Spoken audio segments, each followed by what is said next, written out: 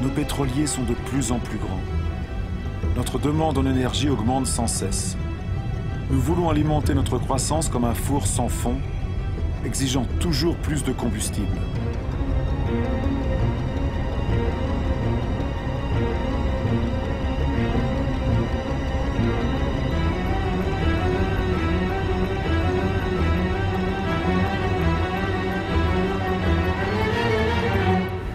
C'est une histoire de carbone. Ce carbone qui faisait de notre atmosphère une fournaise, que la nature avait capté pendant des millions d'années, permettant à la vie de se développer, nous en rejetons une grande partie en quelques décennies. L'atmosphère chauffe.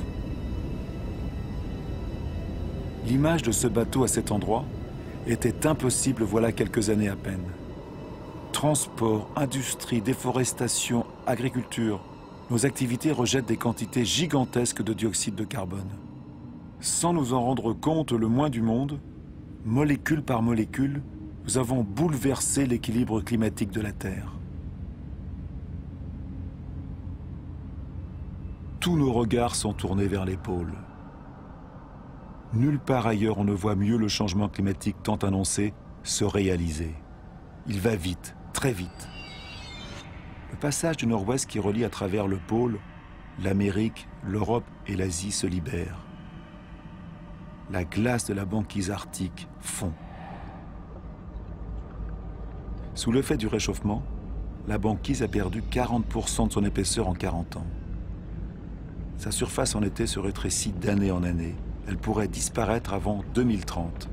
Certains disent 2015.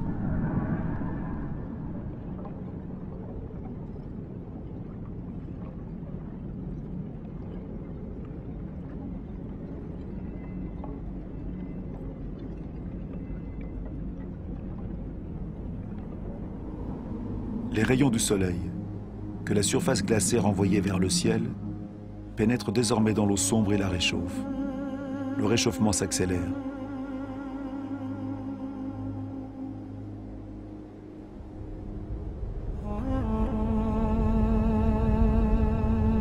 Dans ces glaces se lisent les archives de notre climat.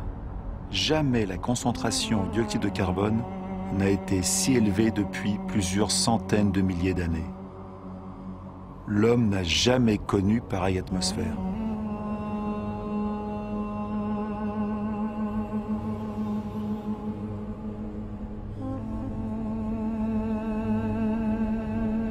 Notre exploitation démesurée des ressources menace-t-elle la vie des espèces? Le changement climatique accélère la menace. Avant 2050, le quart de toutes les espèces vivant sur Terre pourraient être menacées de disparition. Dans ces régions polaires, l'équilibre de la biodiversité est déjà bouleversé.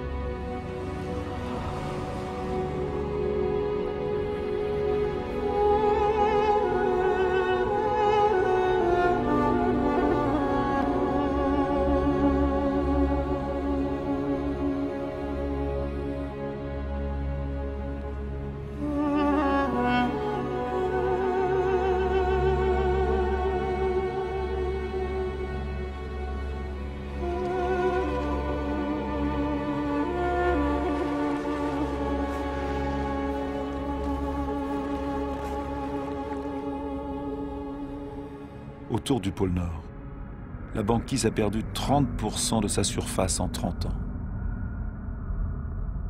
Et avec le réchauffement accéléré du Groenland, c'est l'eau douce de tout un continent qui rejoint l'eau salée des océans.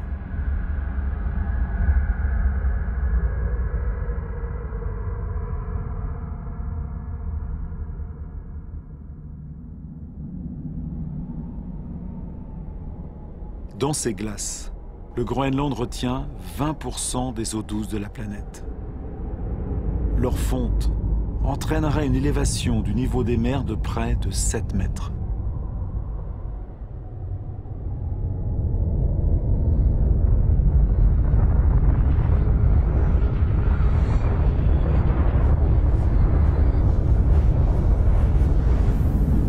Pourtant, aucune industrie n'est installée ici.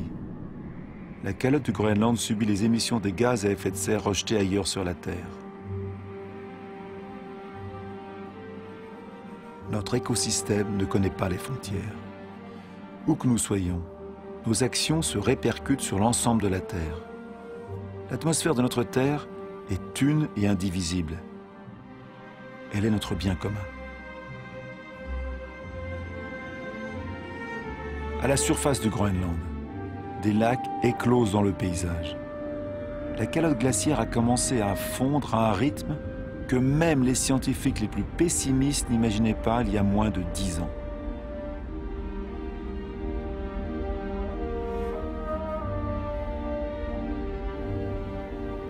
Les baies d'hier, ces rivières glaciaires, se multiplient, se rejoignent et crèvent la surface. On pensait que leur eau gèlerait dans l'épaisseur de la calotte. Au contraire, elle coule jusque sous la glace. Elle entraîne la calotte qui glisse plus rapidement vers la mer et se brise en iceberg.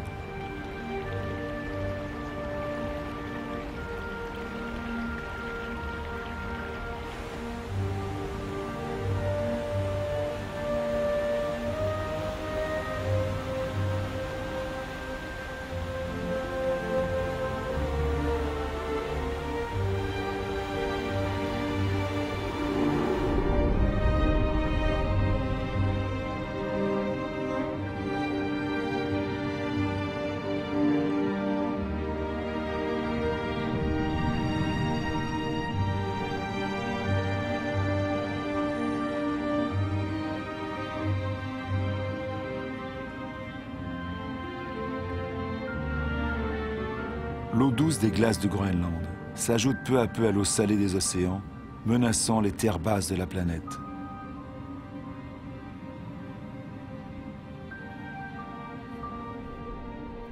Le niveau des mers monte.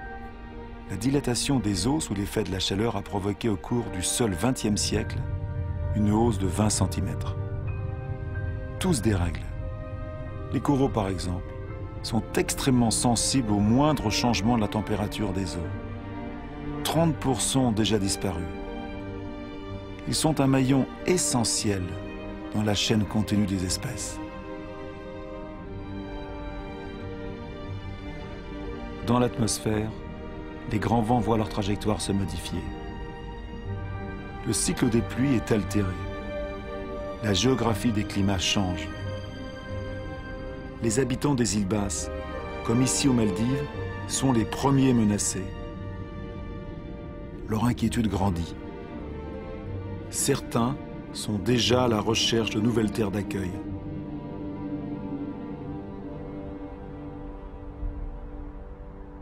Que feront les grandes villes de la planète comme Tokyo, la ville la plus peuplée du monde, si la hausse du niveau des mers continue de s'accélérer? D'année en année, les prévisions des scientifiques sont de plus en plus alarmantes. Les plaines côtières abritent plus de 70% de la population mondiale. 11 des 15 plus grandes villes du monde sont établies sur les côtes ou sur les estuaires des fleuves. Avec la montée des mers, le sel envahirait la nappe phréatique, privant les habitants d'eau potable. Des phénomènes migratoires seront inévitables. La seule incertitude sera leur ampleur.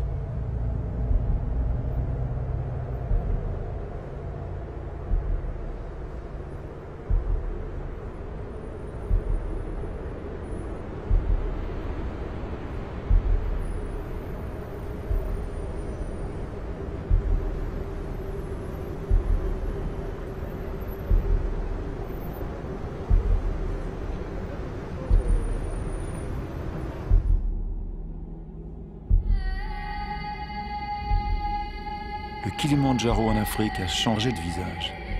80% de ses glaciers ont disparu. L'été, les rivières ne coulent plus. Les populations sont touchées par le manque d'eau.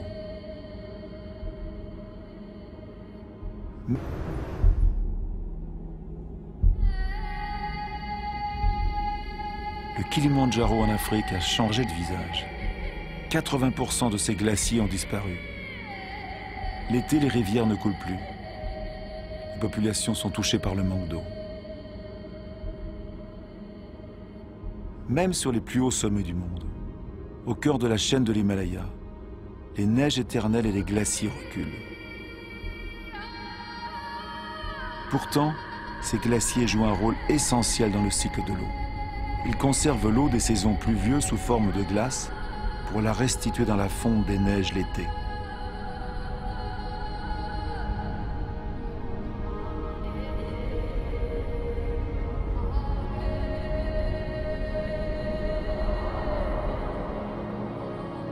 Les glaciers de l'Himalaya sont la source des grands fleuves de l'Asie. Le Gange, le Mékong, le Yangtze-Kiang, l'Indus, tous y prennent leur source. 2 milliards de personnes en dépendent pour l'eau potable et l'irrigation de leur culture, comme au Bangladesh. Situé sur le delta du Gange et du Brahmaputra, le Bangladesh est directement touché par les phénomènes qui se produisent dans l'Himalaya et au niveau des mers. Ce pays est l'un des plus peuplés et des plus pauvres du monde. Il subit déjà le changement climatique.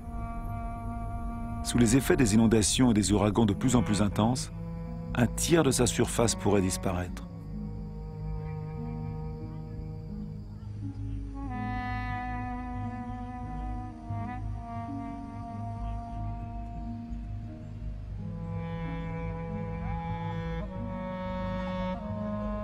Les pays riches ne seront pas épargnés.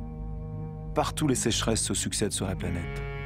En Australie, la moitié des terres est déjà touchée.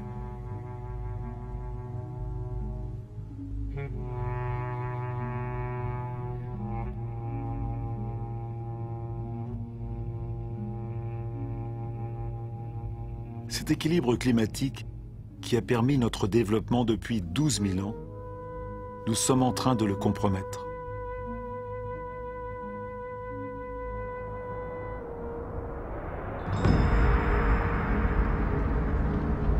Les incendies se multiplient jusqu'aux portes des grandes villes. À leur tour, ils accentuent le réchauffement. Les arbres brûlés libèrent leur carbone en masse. Le système qui régit notre climat est complètement perturbé. Les éléments sur lesquels il repose sont perturbés.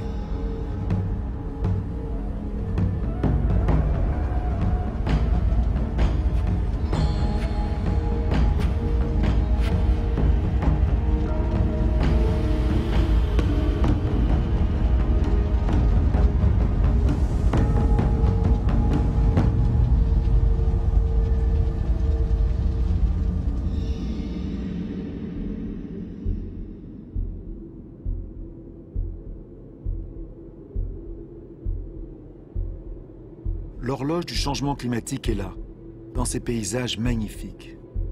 Nous sommes en Sibérie, où comme dans d'autres endroits du globe, il fait si froid que les sols restent gelés en permanence. Ce sol, c'est le permafrost. Sous sa surface se cache une véritable bombe climatique, le méthane. Le méthane est un gaz à effet de serre 20 fois plus puissant que le dioxyde de carbone.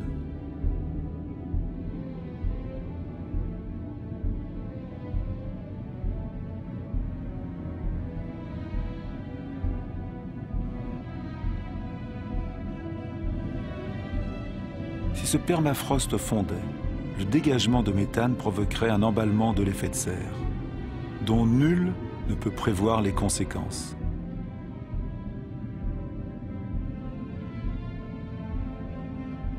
Un emballement qui nous emmènerait vers une terre inconnue.